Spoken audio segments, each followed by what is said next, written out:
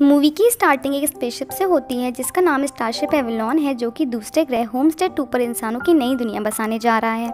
ये spaceship auto pilot पे होती है और इसके सारे काम सुपर कंप्यूटर्स करते हैं। इस स्पेसशिप पर 258 क्रू मेंबर्स और 5000 पैसेंजर्स होते हैं और वो सभी अपने स्लीपिंग चैम्बर्स में सो रहे होते हैं। होमस्टेड 2 तक जाने में स्पेसशिप को 120 साल तक का सफ़र तय करना होता है और इन 120 सालों में जब तक पैसेंजर्स सोते रहते हैं तब तक उनकी एज नहीं बढ़ती है। वो ठीक उसी एज में उठते हैं जिस एज में वो सोए होते हैं। तभी स्पेसशिप किसी चीज़ से टकरा जाती है जिससे उसे झटका लगता है और कुछ सेकंड्स के लिए लाइट्स ऑफ हो जाती हैं और वापस से जल जाती हैं। सुपर कंप्यूटर से स्पेसशिप रिपेयर करना स्टार्ट कर देते हैं। तभी अचानक हम देखते हैं एक स्लीपिंग चैम्बर खुल जाता है और उसका पैसेंजर जाग जाता है और इस पैसेंजर का नाम होता है जिम प्रेस्टन। जैसे ही जिम की आंख खुलती है तो सुपर कंप्यूटर्स उसे बताते हैं कि आपने होमस्टेड 2 तक जाने के लिए 120 साल तक का सफ़र तय कर लिया है और 4 महीने बाद हम होमस्टेड 2 पर पहुंच जाएंगे। तब तक आप इसी शिप पर रहेंगे और यहाँ पर आप खाने पीने, डांस, खेल कूद का लुत्फ उठा सकते हैं। अब क्योंकि जिम लंबी नींद के बाद उठा होता है, इस वजह से उसे काफ़ी ज़्यादा थकान हो रही होती है, इसलिए कंप्यूटर्स उसे सोने के लिए एडवाइस करते हैं। जिम कुछ लिक्विड लेकर अपने रूम में जाकर सो जाता है। अगले दिन जब वो उठता है तो उसे स्पेसशिप में कोई भी नहीं मिलता। वो हर जगह चेक करता है लेकिन उसे कोई भी नहीं दिखता और वो देखता है कि स्पेसशिप बिल्कुल खाली है। वो इस बात से बहुत घबरा जाता है और उस रूम में जाने की कोशिश करता है जहाँ क्रू मेंबर्स और कैप्टन सो रहे होते हैं, लेकिन उसे वहाँ जाने की परमिशन नहीं होती है और वो वहाँ नहीं जा पाता। फिर वो एक रूम में जाता है जहाँ उसे आवाज़ आती है, तारामंडल में आपका स्वागत है, आप यहाँ क्या देखना चाहेंगे? जिस पर जिम बोलता है, अभी सिर्फ मैं ही उठा हुआ हूँ। और यहाँ आकर उसे पता चलता है कि अभी सिर्फ 30 साल ही बीते हैं और होमस्टेड 2 तक जाने के लिए अभी 90 साल का सफ़र और तय करना है। अब वो जान जाता है कि वो बहुत जल्दी जाग गया है। वो बहुत डर जाता है और हेल्प के लिए कंप्यूटर द्वारा पृथ्वी पर वॉइस मैसेज भेजता है, लेकिन मैसेज भेजने के बाद उसे पता चलता है कि उसके मैसेज का रिस्पॉन्स उसे 55 साल बाद मिलेगा। अब मायूस होकर वो स्पेसशिप में ही घूमने लगता है। तभी जिम को एक बार में एक बारटेंडर दिखाई देता है जिसका नाम आर्थर होता है। उसे देखकर वो बहुत खुश हो जाता है। उसे लगता है कि वो कोई इंसान है और वो बड़ी खुशी से उसके पास जाता है। उसके पास जाने पर उसे पता चलता है कि वो कोई इंसान नहीं बल्कि एक रोबोट है। अब कोई भी इंसान ना होने की वजह से जिम रोबोट से ही बातें करने लगता है। फिर नेक्स्ट डे हम देखते हैं जिम अपने चैम्बर को ठीक करने की कोशिश करता है, लेकिन वो उसे ठीक नहीं कर पाता। जिसके बाद जिम कंट्रोल रूम के गेट को ओपन करने की कोशिश करता है, लेकिन काफ़ी कोशिशों के बाद भी वो उसे खोल नहीं पाता। अब वो फिर से आर्थर के पास जाता है और दुखी होकर उससे कहता है कि अब वो इसी शिप में सड़ के मर जाएगा। जिस पर आर्थर उसे समझाता है कि जो आपके काबू में नहीं उसकी फिक्र करना छोड़ दीजिए और जीने का मज़ा लीजिए। उसकी बातें सुनकर अब जिम अपनी लाइफ को एंजॉय करने लगता है। वो ड्रिंक करता है, गेम्स खेलता है, मूवीज़ देखता है, डांस करता है और इसी तरह से अपनी लाइफ को जीने लगता है। ऐसे ही करते करते वहाँ पर उसे काफ़ी टाइम बीत जाता है और उसके दाढ़ी और बाल काफ़ी बड़े हो जाते हैं, लेकिन अब वो इन सब चीज़ों से बोर हो जाता है और उसे कुछ भी अच्छा नहीं लगता। ऐसे ही एक दिन वो ड्रिंक करता हुआ उस रूम में पहुंचता है जहां सारे पैसेंजर सो रहे होते हैं। उन सबको देखकर वो काफ़ी उदास हो जाता है और सोचता है कि वो इस तरह से नहीं जी सकता और बिना स्पेस सूट पहने डोर खोलकर वो सुसाइड करने की भी कोशिश करता है, लेकिन वो ऐसा नहीं कर पाता और घबरा के वापस स्लीपिंग रूम में चला आता है। तभी उसकी नज़र स्लीपिंग चैम्बर में सोई हुई एक लड़की पर पड़ती है जिसका नाम ऑरोरा होता है। जिम उसकी तरफ अट्रैक्ट होने लगता है और उसके बारे में जानने के लिए उसकी वीडियोस देखता है। अब जिम उसे मन ही मन पसंद करने लगता है। फिर जिम आर्थर को भी ऑरोरा के बारे में बताता है कि वो ऑरोरा को पसंद करता है और आर्थर को ये भी बताता है कि वो उसे जगाना चाहता है, लेकिन वो ये भी सोचता है कि अगर उसने ऐसा किया तो वो भी यहीं पर फंस जाएगी और काफ़ी टाइम तक वो कंफ्यूज रहता है कि वो ऑरोरा को जगाए या नहीं। फिर फाइनली वो डिसाइड कर लेता है कि वो इस तरह से अपनी लाइफ को नहीं जिएगा और ऑरोरा को जगाएगा। जिसके बाद वो सबसे पहले अपनी दाढ़ी और बाल काटता है और फिर ऑरोरा के चैम्बर के पास जाकर उसके सिस्टम में कुछ खराबी कर देता है जिससे ऑरोरा जग जाती है, लेकिन उसके जागने से पहले जिम चुपके से वहाँ से चला जाता है। ऑरोरा जागने के बाद स्पेसशिप में घूमती रहती है। वो जान नहीं पाती कि ये सब हो क्या रहा है। तभी जिम अनजान बनकर उसके पास आता है और उससे हेलो बोलता है। ऑरोरा उससे पूछती है कि आप मुसाफिर हैं या क्रू मेंबर। जिम उसे बताता है कि वो एक मुसाफिर है। फिर जिम उसे तारामंडल में ले जाता है जहां ऑरोरा को पता चलता है कि होमस्टेड 2 तक जाने में अभी 89 साल लगेंगे। ऑरोरा जिम से पूछती है कि उसे उठे हुए कितना टाइम हुआ है, तो जिम बोलता है 1 साल। ये सुनकर ऑरोरा बहुत घबरा जाती है और अपने स्लीपिंग चैम्बर की तरफ भागती है जिससे वो दोबारा सो सके। तो जिम उसे शांत करता है और बोलता है कि ऐसा करना पॉसिबल नहीं है। उसके बाद ऑरोरा अपने रूम में सोने चली जाती है क्योंकि वो लंबी नींद की वजह से थक गई होती है। अब जिम ऑर्थर के पास जाता है और उससे बोलता है कि ऑरोरा को ये मत बताना कि मैंने उसे जगाया था। अगले दिन जब ऑरोरा जागती है तो ये जानने की कोशिश करती है कि स्लीपिंग चैम्बर में दोबारा सोने का कोई तो रास्ता होगा, लेकिन वो कुछ भी जान नहीं पाती।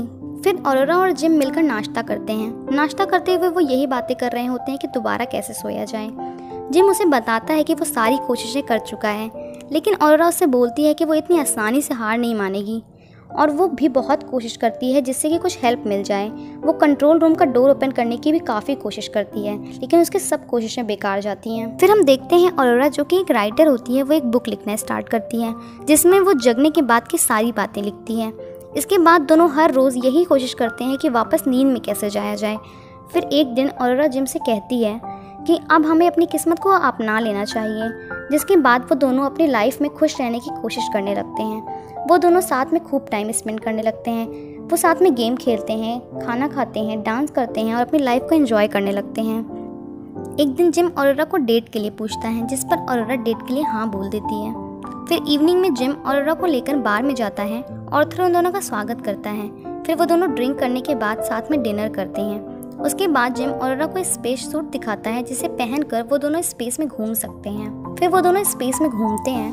ऑरोरा को ये सब बहुत अच्छा लगता है और अब यहीं से वो दोनों एक दूसरे को पसंद करने लगते हैं। और फिर कुछ टाइम बाद ऑरोरा का बर्थडे आता है। जिम ऑरोरा के बर्थडे को स्पेशल बनाने के लिए डिसाइड करता है कि आज वो ऑरोरा को प्रपोज करेगा। फिर हम देखते हैं कि दोनों बार में बैठे होते हैं। तभी जिम रिंग देखने के लिए बार से बाहर जाता है जो वो ऑरोरा को पहनाने वाला था। फिर ऑरोरा और ऑर्थर आपस में कुछ बातें करने लगते हैं और बातों बातों में ऑर्थर ऑरोरा को बता देता है कि जिम ने ही उसे जगाया था। ये सब सुनकर ऑरोरा काफ़ी शॉक हो जाती है। तभी जिम वहाँ आ जाता है और ऑरोरा उससे पूछती है कि क्या तुमने मुझे जगाया था। ये सब सुनकर जिम समझ जाता है कि ऑर्थर ने उसे सब कुछ बता दिया है। अब वो उसे सब कुछ समझाने के लिए उसके पास जाने लगता है, लेकिन वो उसकी कोई भी बात नहीं सुनती और गुस्से से वहाँ से चली जाती है। और अब वो पूरी तरह से टूट जाती है क्योंकि वो जिम पर काफ़ी ट्रस्ट करने लगी थी। और वहीं दूसरी तरफ जिम भी बहुत दुखी रहने लगता है। अब ऑरोरा जिम से बहुत गुस्सा रहने लगती है और उससे कोई भी बात नहीं करती। ऐसे ही उन दोनों को बिना बात किए काफ़ी टाइम बीत जाता है और एक दिन ऑरोरा वहाँ पर जाती है जहाँ जिम ने स्पेसशिप के बीच एक ट्री लगाया होता है और उसे देखकर वहाँ से वो चली जाती है। तभी उसे किसी के चिल्लाने की आवाज़ आती है कि मेरी स्पेसशिप के अंदर ये पेड़ किसने लगाया। वो स्पेसशिप का कैप्टन होता है। उसकी आवाज़ सुनते ही जिम और ऑरोरा भागते हुए उसके पास आते हैं। वहाँ आकर उन्हें पता चलता है कि कैप्टन का चैम्बर भी ख़राब हो गया है और वो भी समय से पहले ही जाग गया है। अब कैप्टन डिसाइड करता है कि वो खुद जाकर चेक करेगा कि प्रॉब्लम क्या हुई है। वो सारे स्लीपिंग चैम्बर चेक करता है जिससे उसे पता चलता है कि उसका और जिम का चैम्बर ख़राब हुआ था, लेकिन ऑरोरा का चैम्बर ख़राब किया गया था और वो जान जाता है कि जिम ने ही ऑरोरा का चैम्बर ख़राब किया है। अब कैप्टन प्रॉब्लम जानने के लिए सारी चीज़ें चेक करने लगता है, लेकिन काफ़ी लंबी नींद की वजह से उसे काफ़ी कमज़ोरी लग रही होती है और उसकी तबीयत बिगड़ने लगती है। इसलिए वो अपने रूम में सोने चला जाता है और उसी रात अचानक ग्रेविटी ऑफ हो जाती है। ऑरोरा उस वक्त पूल में नहा रही थी। ग्रेविटी ऑफ हो जाने की वजह से पानी सारा ऊपर चला जाता है और वो उसी पानी में फंस जाती है, लेकिन ग्रेविटी ऑन हो जाने की वजह से वो बच जाती है। अगले दिन वो तीनों फिर से स्पेसशिप चेक करने लगते हैं तो उन्हें पता चलता है कि 2 साल पहले स्पेसशिप किसी चीज़ से टकराई थी जिसकी वजह से कोई सिस्टम ख़राब हो गया था और अब उन्हें वो ठीक करना होगा। वो सब बातें कर ही रहे होते हैं कि तभी अचानक कैप्टन की तबीयत बिगड़ जाती है और वो बेहोश हो जाते हैं। जिम और ऑरोरा उन्हें मेडिकल रूम में ले जाते हैं जहां उन्हें पता चलता है कि कैप्टन के सारे बॉडी पार्ट्स ख़राब हो रहे हैं और उनके पास बस कुछ ही घंटे बचे हैं। कुछ ही देर में वो मर जाएंगे, लेकिन मरने से पहले कैप्टन उन्हें अपनी आईडी दे जाते हैं जिससे वो दोनों हर जगह जा सकते हैं और उन्हें समझाते हैं कि जो भी प्रॉब्लम है उसे ठीक करना है, नहीं तो सारे पैसेंजर समय से पहले ही जाग जाएंगे। तभी अचानक सारी चीज़ें यहाँ वहाँ बिखरने लगती हैं और ऑर्थर का सिस्टम भी ख़राब हो जाता है। अब वो दोनों कैप्टन की आईडी का यूज़ करके सब जगह चेक करते हैं। तभी उन्हें पता चलता है कि स्पेसशिप के टकराने की वजह से उसमें होल हो गया है, जिससे सारी हीट उस स्पेसशिप के अंदर आ रही है और स्पेसशिप के अंदर का टेम्परेचर बढ़ता ही जा रहा है। और अब अगर स्पेसशिप को ठीक नहीं किया गया तो हीट की वजह से वो फट जाएगा।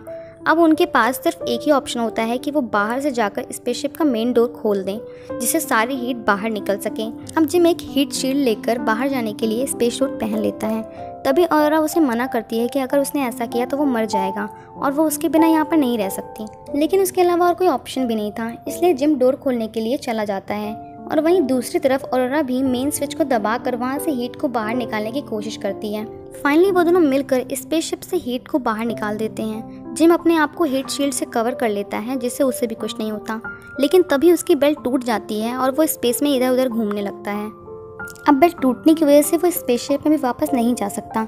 जब ऑरोरा को इस बात का पता चलता है कि तो वो तुरंत स्पेस सूट पहनकर स्पेस में उसे बचाने चली जाती है और उसकी बेल्ट को पकड़कर खींच लेती है और उसे स्पेसशिप के अंदर ले आती है। अब वो जिम को लेकर मेडिकल रूम में चली जाती है, जहाँ चेकअप के बाद पता चलता है कि जिम मर चुका है।